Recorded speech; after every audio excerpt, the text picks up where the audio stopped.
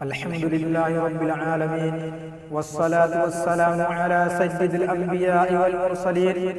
أما بعد أعوذ بالله من الشيطان الرجيم بسم الله الرحمن الرحيم يا أيها الذين آمنوا قوا أنفسكم وأهليكم نارا صدق الله العظيم۔ محترم اساتذہ کرام اور قابل قدر شخصیات، یہ بات کسی دانش مند سے مخفی نہیں کہ جس دور میں ہم زندگی گزار رہے ہیں وہ ایک بہت ہی مہلک دور ہے۔ یہاں ہر دن کوئی نہ کوئی فتنہ ضرور جنم لیتا ہے، چہار جانب کسی کی افراتفری ہے۔ کہیں لوگ اسلام کی اچھائیوں کو جان کر دین ثابت سے منسلک ہو رہے ہیں، تو کہیں مغربی تہذیب و تمدن کے فروغ سے اسلام کی شہزادیاں اسلام سے بیزاری کا اظہار کرتی نظر آ رہی ہیں۔ جتنی دنیا ترقی کی طرف گامزن ہے اتنی ہی فتنوں کو بھی جنم دی۔ ان فتنوں میں سے ایک فتنہ مسلم لڑکیاں غیروں سے ناجائز طور پر شادی اور دیگر تعلقات قائم کر رہی ہیں۔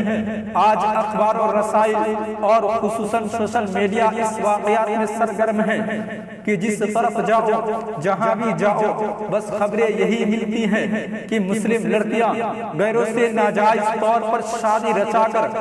اور اپنے بچے اور شوہر کو چھوڑ کر ہندوانہ طریقے سے زندگی گزار رہی ہیں۔ نہ تو اسے جہنم کا ڈر ہے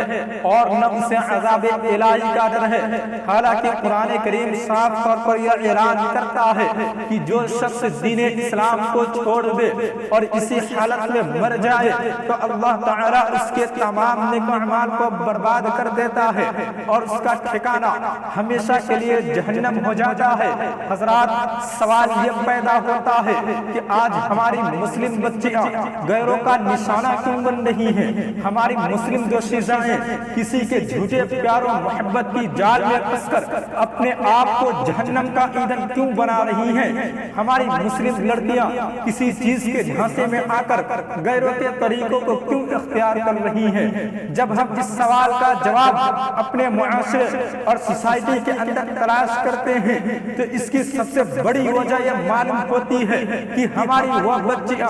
جن کی ایمانی تربیت ان کے گھروں میں چھوٹے پن میں ہونا چاہیے، اس سے پہلے ہی ان کے والدین ان کو اسکولوں اور کالجوں کا راستہ دکھا دیتے ہیں، جن کے ننھے اور چھوٹے زبانوں سے کلمہ طیبہ جاری ہونا چاہیے، اس کے ننھے زبان سے وہ کسی غیر شرعی کلمہ ادا کرتے ہیں، وہاں جا کر وہ مخلوط ماحول میں مخلوط تعلیم حاصل کرتے ہوئے کبھی تو وہ غیروں کے ساتھ کسی ہوٹل اور کینٹینوں میں نظر آتی ہیں، کبھی تو وہ کسی پارکوں میں کسی غیر مسلم لڑکوں کے ساتھ نظر آتی ہیں، کبھی تو وہ کسی اسکول کے کمپاؤنڈ میں نظر آتی ہیں، جس کا اثر یہ ہوتا ہے کہ رفتہ رفتہ اس مخلوط اور گندے ماحول میں ان کے اندر سے اس پیدائشی ایمان کو بھی سلب کر لیا جاتا ہے، اور آخر کار نتیجہ یہ نکلتا ہے کہ ہماری وہ بچیاں غیروں کے سازشوں کا شکار ہو کر وہ اپنے ایمان سے ہاتھ دھو بیٹھتی ہیں۔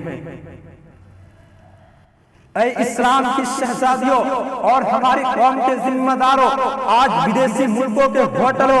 ڈانس باروں اور کلبوں کا جائزہ لیجئے اور ان کا سروے کیجئے تو معلوم ہوگا کہ وہاں کام کرنے والی لڑکیاں کوئی اور نہیں بلکہ وہ ہماری اور آپ کی وہی بہن بیٹیاں ہیں جو کبھی کسی غیر مسلم لڑکوں اور RSS کے پالتو کتوں کے جھوٹے پیار و محبت کی جال میں پھنس کر اپنے ایمان کا سودا کر بیٹھی ہیں، جسے استعمال کر کے سڑکوں اور چوراہوں پر چھوڑ دیا گیا یا پھر کسی کوٹے پر لے جا کر کے فروخت کر دیا گیا۔ یہ وہی مسلم لڑکیاں ہیں جس نے اپنی تھوڑی سی دنیاوی لذت کے لیے اپنے آپ کو دوسروں کے حوالے کر کے ذلت و رسوائی کی زندگی گزار رہی ہیں۔ اے ہماری قوم کے ذمہ داروں، آج ہماری مسلم بچیاں ارتداد کے دہانے پر نہیں بلکہ جہنم کے گڑھوں میں اندھے منہ گر چکی ہیں۔ ہم نے اپنے بچیوں کو اتنی آزادی دی ہے کہ وہ بہت دور نکل چکی ہیں۔ ہم نے اپنے بچیوں کو اسکولوں اور کالجوں کے ساتھ ساتھ ان کے ہاتھ میں اسمارٹ فون دے دیا ہے،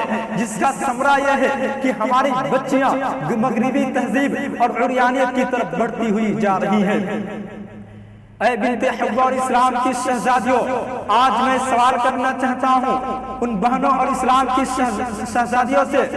جو اقتدار کے دہانے پر کھڑی ہیں کہ آج رضیہ اور سلطانہ نام کی لڑکی رنکی اور پنکی نام سے پکاری جا رہی ہیں، کہیں عائشہ اور فاطمہ نام کی لڑکی مذہب اسلام کو چھوڑ کر دوسرے مذہب کو اختیار کر رہی ہیں۔ اے مذہب اسلام کی شہزادیہ، کیا تمہیں اماں عائشہ کی پاک دامنی یاد نہیں ہے جس کا اعلان قرآن کریم کرتا ہے؟ تمہاری نسبت تو بہن فاطمہ الزہرا سے ہے، جس کے لیے میدان محشر میں یہ اعلان کیا جائے گا کہ تمام جاندار اپنی نگاہیں نیچی کر لو، جنت کی سردار فاطمہ الزہرا گزرنے والی ہیں۔ حضرت آسیہ ایمان کی وہ مضبوط پہاڑ تھی کہ فرعون جیسے ظالم کے ظلم کے سامنے اپنے ایمان میں ذرہ برابر فرق نہ آنے دیا۔ یہ بڑی بڑی نسبتیں تمہاری ہیں، تم دامن اسلام کو چھوڑ کر کہاں جا رہی ہو؟ اس لیے اسلام کی شہزادیوں، ان کے ناپاک ارادے کو سمجھو اور ان کے سازشوں کو اچھی طرح سمجھ لو اور دین اسلام کی طرف لوٹ آؤ۔ تم اماں عائشہ کی سیرت کو اپناؤ، تم بہن فاطمہ الزہرا کی پاک دامنی کو اختیار کرو، تم حضرت آسیہ کے نقش قدم پر چلو، تم حضرت سمیہ جو دین اسلام کی سب سے پہلے شہداء میں سے ہیں ان کی طرح ثابت قدم رہو۔ پھر انشاءاللہ تم اپنے مقام و مرتبہ کو، پھر تم دیکھنا اپنے مقام و مرتبہ کو کہ کامیابی تمہاری قدم چومے گی اور عزت و رفعت کی وہ بلندیاں ملیں گی جس کا تم تصور بھی نہیں کر سکتی ہو۔ ہے شریعت ہی تمہارا پاسبا اے بیٹیوں، ہے شریعت ہی تمہارا پاسبا اے بیٹیوں، دامن اسلام میں ہی تم سواری جاؤ گی۔ روتی ہے چشم فریدی دیکھ کر انجام بد، گر نہ سمجھو گی تو لینے صرف خاری جاؤ گی۔ وآخر دعوانا الحمدللہ رب العالمین۔